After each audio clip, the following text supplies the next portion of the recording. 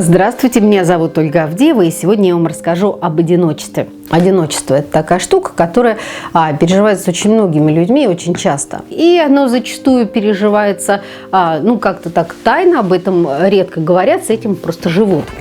С ним живут, его терпят, но редко обращаются или редко что-то делают для того, чтобы начать с ним жить дружно или прекратить с ним как-то дружить. Попробую сегодня рассказать в 5 шагов.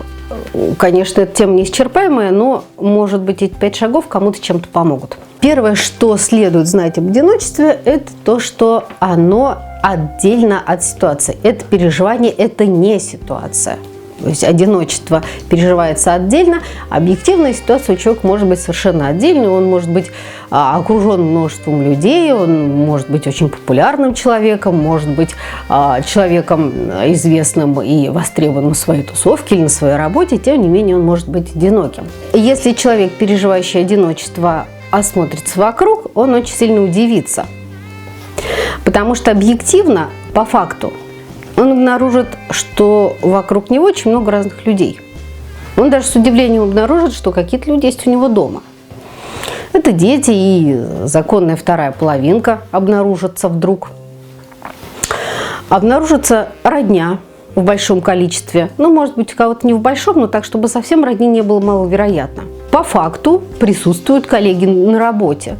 Даже фрилансеры могут обнаружить, что у них есть заказчики, клиенты, поставщики, те, с кем они проходят семинары и тренинги, у них есть коллеги по работе, есть еще кто-то там.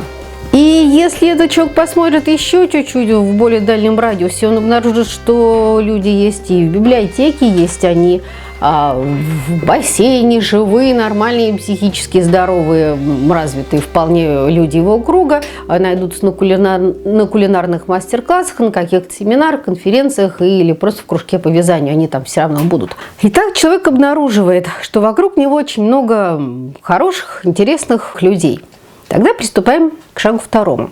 И если рассматривать одиночество как нечто субъективное, тогда интересно, что же в нем, что же в его природе, из чего же оно состоит.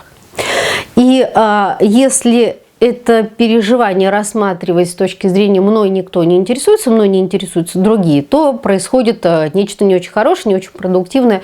Человек снимает с себя ответственность за это самое одиночество.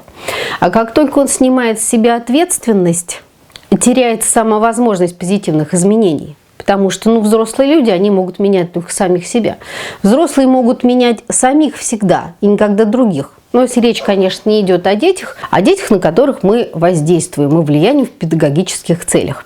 Как только принимается ответственность за одиночество на себя, тут же приходит понимание, ребят, со мной что-то не то, людей-то много, вокруг-то все есть.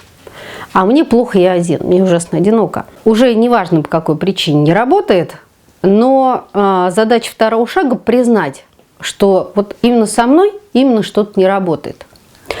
Причины тут не важны. Они, может быть, конечно, когда-нибудь важны будут потом, но только не сейчас. Сейчас, пока мучает одиночество, не надо разбираться, почему и кто виноват.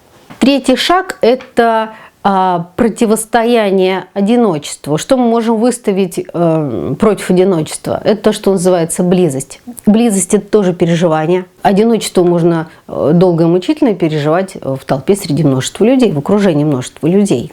А для того, чтобы переживать близость, достаточно всего одного человека.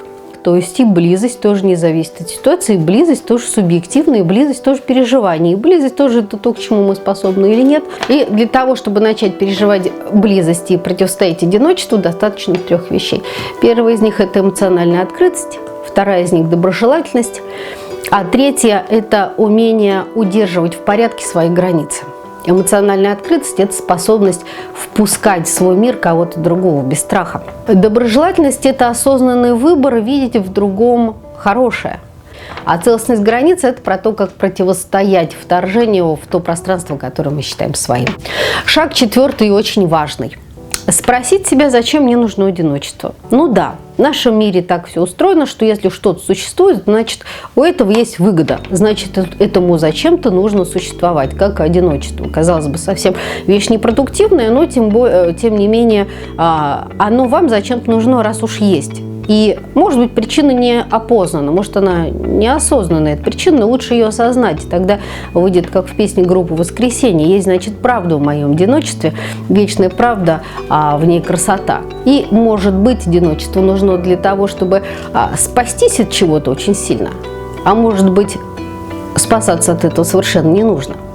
Зачем вам одиночество? Очень важный вопрос, который задать стоит на 4-м шаге. И шаг 5 – это найти собственный уникальный персональный баланс между тем, что называется радость от слияния с другими и счастье уединения. И этот баланс все время чувствовать и сверять его с самим собой. Спасибо, с вами была Ольга Авдеева.